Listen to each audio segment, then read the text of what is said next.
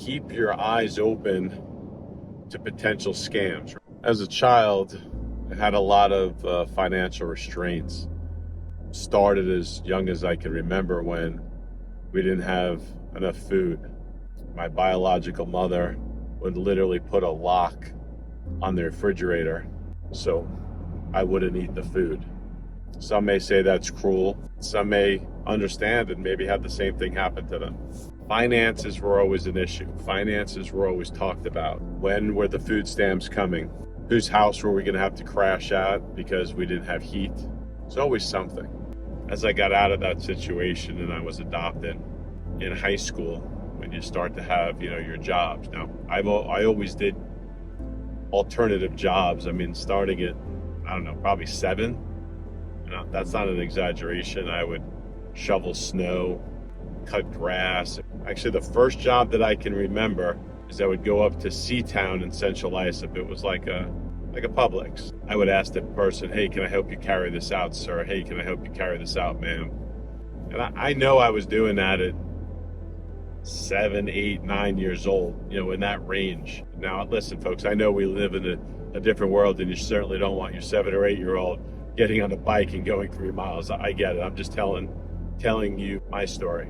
And then, as I got older and I could push the lawnmower and I could shovel snow, I'd put my boots on and my gloves and freeze and go out there and do it. Maybe you get $1. In my teenage years, I worked at the mall. I remember looking in high school and, with too good to be true, make this amount and only work for a week or so many hours, this kind of thing. And my dad would say, it's a scam. But I would still call and I'd go and I'd talk to them and I would listen, and then I'd go back and I talked to my adopted dad and he goes, "What do you want to do?" And I would ask him, "What does he think?" And he was like, "I think this is a scam." And, most of the jobs I rejected, I had friends that were doing the same thing, and then as I even got older, I would say, no, it's too good to be true, right? No one's making $1 million working from home, stuffing envelopes. There's just a lot of situations where they overpromise and underdeliver. Having that work ethic and having to decipher at an early age helped me decide. I had a skid steer, I was older and had some problems, and I sold it, and the guy sent me a check and they came picked it up. I would say, don't give the title to the skid steer until the check is cleared, or don't take a check. Everyone can put a costume on, right? People have many faces. Due to the way I grew up, sometimes I can see through the BS. I had a client call me. "I want you to go visit, my family member in jail." And I said, "Okay, well, this is how much I charge. I don't go to the jail for free. It takes several hours to get in and out and to go through." And they wanted to pay me for the initial consultation, like $150.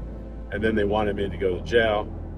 And then next thing you know, I get a phone call and it says, "Hey, I'm trying to get to the bank to do this, but can I drop off a check that you then take to the jail that the person then signs and then you can then deposit?" Nope. Sorry. Don't do it that way. If you want to pay me my fee and then you'd like me to bring a check with me that you'd like them to sign to reimburse you, I can do that and hand it back to you, because I'm going to be there anyway, but you're going to pay me first.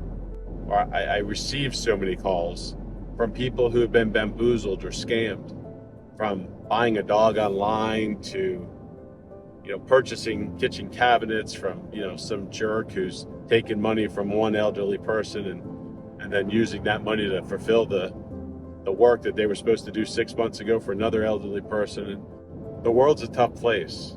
When you need to go to the hospital, right? You go because it's an emergency, right?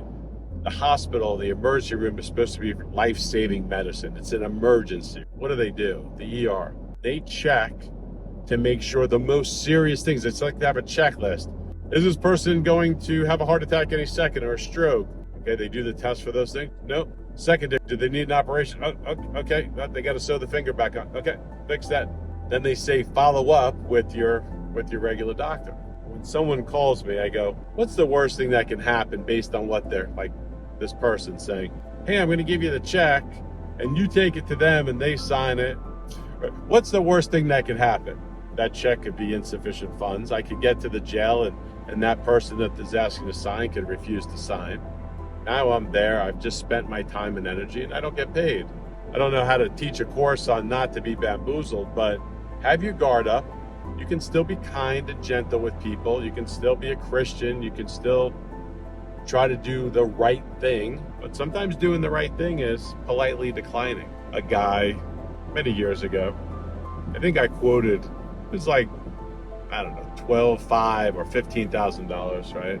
And he showed up to my office with $12,500, whatever it was. It was somewhere in that range. And I said, I can't do that.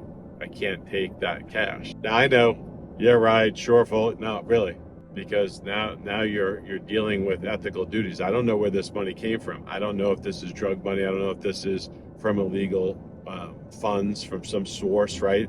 I said, listen, I need a check, right? I need a check for at least half of it. And then the person got upset. And when they got upset, made me more secure in my convictions that my inner thoughts, my inner sound, my inner voice was correct. And they had a temper tantrum in my office. Said, what are you talking about? You're not going to take cash. I'm good. No, thank you. Thank you, but no, thank you. Sometimes you got to walk away. Your voice is telling you something. Listen to it. That's all I'm saying. But I have to think like a hospital does. What's the worst case scenario? And how can I prevent the worst case scenario from occurring to me? Ask yourself that question. I'm attorney Roger B. Foley. See ya.